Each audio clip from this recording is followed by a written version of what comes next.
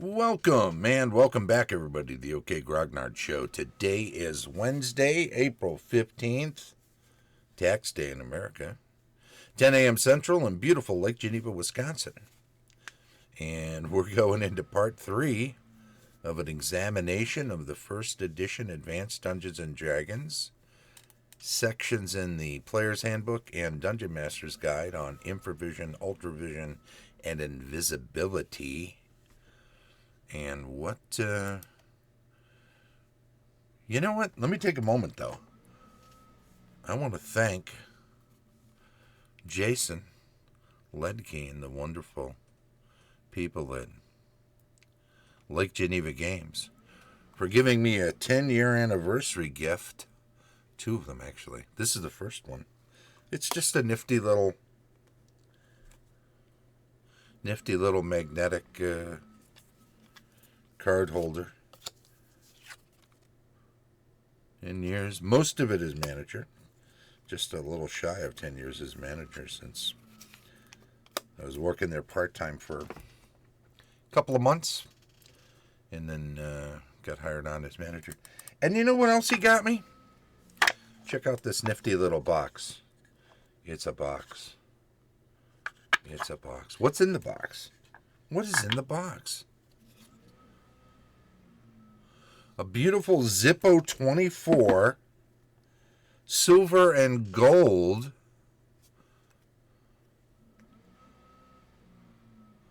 The green screen's kind of messing with it.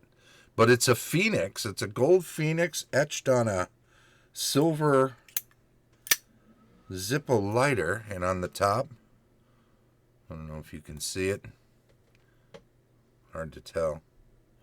It's got the Lake Geneva Games. And on the side, it says, yeah, it's got to be reflective, isn't it? It says, 10 years well played. Very kind. Very kind. I'm going to have to get some fluid. But it's all set up. I got the flint in and got all the lovely things. I don't know if he's encouraging me to burn down the store for the insurance money, but I can only assume. I don't think so. That's not my style anyway. I'm more of a flood guy. You know, very biblical. That's my MO. We'll talk about that. Tornado last night. Ooh, it was crazy. I actually ran over to this store. I live on the second floor of a wood frame building. And quite honestly, I get a little uneasy when there are tornado warnings like there was last night. So I actually ran over to this store and hung out there until the all clear. Hey, and you know what? On the way out the door yesterday, the miniatures portion and the dice portion of the Dungeon Dwellers Kickstarter came to me, was received. I'm just going to give you a glance inside the box. It would be hard to tell because they have good green backing on their blister packs. Well, it looks kind of black there. These are the dice though, and they're green. So naturally, with the green screen, but if I use my overhead camera that I use when I paint and stuff and try to take pictures of stuff, I can actually do something with that. I'll probably do like an unboxing on its own with all of this stuff, but it's fair to say that there's a lot of very cool miniatures in there that, you know, took them a little while to get it all done, but post-lockdown there have been supply chain issues. They've had a number of I think they changed warehouses, they changed the methods of doing some of their things, so I don't envy the hassles they've gone through to try to get things done. And the printing of the books, they decided to fulfill the miniatures portion right away. And the books won't be that far behind. So congrats to Joseph Wolf when he'll be seeing this all in the rear view, and happy that it's out and getting some feedback on what people think of it. Anyway, what are we, like 5 minutes in already, and I haven't even touched the subject, and it's part 3 of a long series. Let's dive in. I want to check out originally, right? These are the 3 sections that are in the player's handbook on infravision, ultravision, and invisible movement. We've covered the other 2 sections already, and we covered the DMG sections that correspond to these. So let's take a look at invisible movement. Just to recap, since it was a couple episodes ago, by various magical means it is possible to become invisible and move about. Invisibility bestowed by a cloak of elven kind extends to what it covers. A ring or spell of invisibility offers superior invisibility. Note that none mask light, so the invisible character cannot move about with the light source and be unseen, for the light will be noticed even though its bearer and possibly its source are not. That possibly throws a lot of opportunity for interpretation into how the rules work. And fair enough, they don't expect DMs to be adhering to the exact nature of the rules if a DM doesn't feel that works for their games. So, guidelines, not rules, right? And let's look at the DM sections, and then we'll get back to interpreting the whole thing. Here we go. Visibility, it says in the DMG. Pages 59 to 60 are where these are, if you need to look them up in the first edition Advanced Dungeons & Dragons Dungeon Master's Guide. And Gary wrote, "Now I'll sneak up on the monster invisibly. How often has this cry rung forth from an eager player in your campaign? How often have you cursed because of it? Never fear. There are many answers to the problem of invisibility, and most difficulties will be resolved after you read the following rules and suggestions regarding the subject. Invisibility is not what most players desire it to be. It is neither a soundproofing nor an odor preventative. Normal sound issues from the invisible creature, just as normal odors do. Monsters might well be able to hear, smell, or see the invisible character. Furthermore, the associates of the invisible party are not able to see him or her any better than foes are. So this can cause problems too. Now consider a silence spell and large area invisibility cast upon a party. Imagine the chaos within the area as the characters stub toes on their heels of the person before them, with the inability to hear anything so that false suggestions as to as to what should be done or orders can be heard. That is to say, with silence and invisibility, nobody can hand signal, nobody can call out orders to their friends, say stay back 5 feet. How would you know what 5 feet is? Consider, Gary continues, also that dust on the floor will betray most invisibility, as will dust or powder in the air. Think of a door opening without any visible cause. Will this cause suspicion in the mind of the viewer, particularly when the surroundings are taken into account? You bet it will, says Gary. He goes on, invisibility spells are broken when attack occurs. But what about devices? Becoming invisible takes but a twinkling. But if the party is observed doing so, there's no reason why an opponent can attack with the standard penalty -4 for an inability to see the target. Likewise, becoming visible takes only a second, but therefore the foe is able to clearly observe the attacker for a return of the compliment, as it must be assumed that it requires a full round to again activate the magic which enables the character to be non-visible.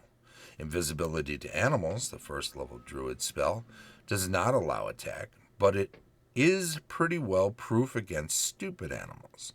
Invisibility devices generally duplicate the spell and or else make the user likely to be undetected that turn or round.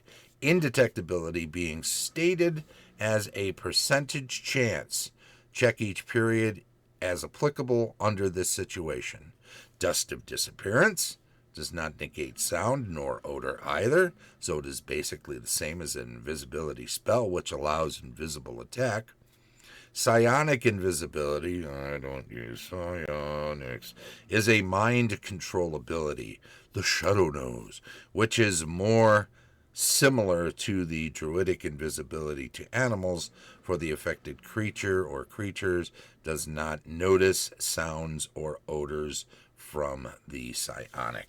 Note, however, that this form of invisibility is sharply limited in that it works only on a set maximum number of creatures according to their combined levels/hit dice.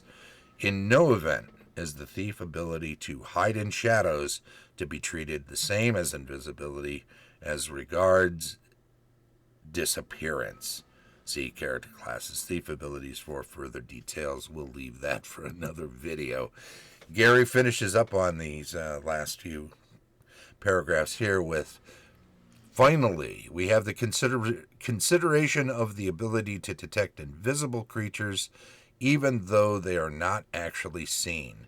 This is explainable as the observer's ability to note a minor disturbance in the air, a shimmering or haze, or by keen hearing and or keen sense of smell. The table below gives the probability of detection of invisibility according to level/hit dice. So this whole table takes the intelligence ability rating across the columns and then along the rows, level or hit dice of the creatures. So note, there has to be a certain minimum level. So anything under 7 combined levels or hit dice is going to have a lot of difficulty or almost automatically fail if their intelligence is low. But the higher their intelligence, the higher the level, the more difficult it is for invisibility to be used and to give someone a chance to get away with being invisible around such foes. There is a note at the bottom that says, you may give unintelligent creatures with keen hearing or sense of smell the equivalent of intelligence to reflect detection of invisible creatures.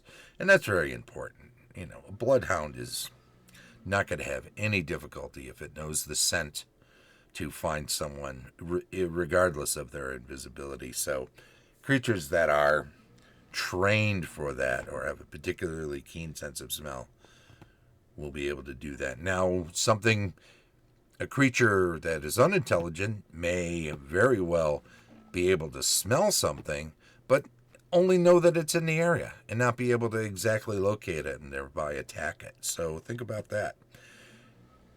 Gary finishes up with, check each round. The creature is exposed to invisibility. Once detected, the invisible creature will be kept track of thereafter, as the detector will be able to note the cause. Any attacks incur the -4 penalty of attacking an invisible opponent, of course, and the invisible creature likewise is entitled to +4 on saving throws. So not being able to see exactly where something is makes it that difficult for you to attack or survive an attack. So all of that is to say, invisibility is not a perfect solution to not being attacked. It certainly does help a great deal, as evidenced by that table where hit dice and intelligence combined can certainly help you, but it's not a catch-all. There were some notes in the first video's some comments in the first video. It's hard to remember all the details, so vids like these help. Thanks. That's from Jason Jacobson. It's always good. It's always a good refresher for me too. Sometimes I find things I have adjusted or discarded from my games years ago that are worthy of reconsidering. I think I also sometimes take for granted how much my players know or understand these, and these refreshers help me to rethink how I explain them at the table as they come up. And then Captain Cook made some observations that a few other people did when I was discussing this away from the video at the store and some other places. Now, we always played that underground dwellers had infravision and outdoor dwellers had ultravision, says Captain Cook. I know that somewhere it says that elves have infravision, but we believed that it was an error. As far as invisibility goes, it never got decided if you could see yourself or not. Some would say yes and some no, which would make it difficult to pick up a potion in a bag, to pick out a potion in a bag, and impossible to read a scroll. So true. I wrote back, in games in which I played, I have seen both ways adjudicating invisibility. I'm of a mind that seeing yourself is necessary for invisibility to not be a liability that no one would want to use. I like the idea of ultra being outdoors and infra being underground. It has a nice consistency to it. And thank you both for your comments. And Captain Cook, in regard to that, I have been rethinking that, and I'm not sure if I will make that change, but the Ultravision outdoors and the Infravision underground, like I said, has a nice consistency to it. So maybe I will adjust the way I adjudicate some things. And, not being able to see yourself, it makes no sense. It would become nigh useless for invisibility to be used. It would be a very extreme way of escaping from situations, to be able to go invisible and just run away, jump over the goblins and run out of the cave, right? And if you couldn't see yourself, it's so limiting in how useful it is that it just makes no sense, I don't think. In any event, I think that kind of covers those ideas. And all of this stemmed from randomly rolling up something I was going to do a show on, which is the Cloak of Elvenkind. And then I realized, I've never touched on these things. I should touch on these first. So somewhere in the coming weeks, I'll do a video on a Cloak of Elvenkind. Some other things I've come up with. Again, I want to maybe do an unboxing of these Kickstarter miniatures. There's pictures of them out there, but it'd be nice to go through them and comment on them. I'll have to break out the overhead camera that I have here to do that. So let's leave it at that and shut this one down before we hit 20 minutes. We'll say this has been the OK Grognard Show. We've been talking about the first edition Advanced Dungeons & Dragons Player's Handbook and Dungeon Master Guide's sections on Infravision, Ultravision, and Invisibility. It's part 3 of a series. And the show streams live on Twitch each Wednesday at 10 a.m. Central, and it's archived on YouTube. So check it out, comment, and maybe I'll use comments on the show in the future too. But we'll see. No guarantees. But please do thumbs up, follow, tell your friends. Share the link for the video. Let other people know that the show exists, because, we've done close to 550 shows, and, we could use a little more love, so spread the word about the show. It'd be very much appreciated.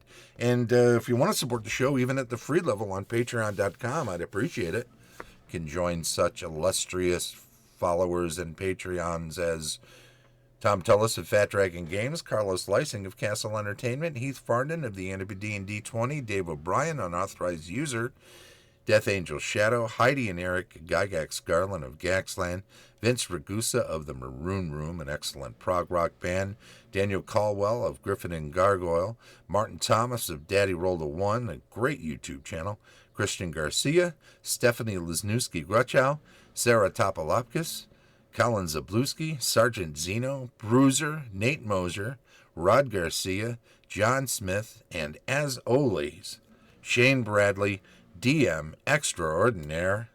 This has been the OK Grognard Show from beautiful Lake Geneva. Thanks, and bye-bye.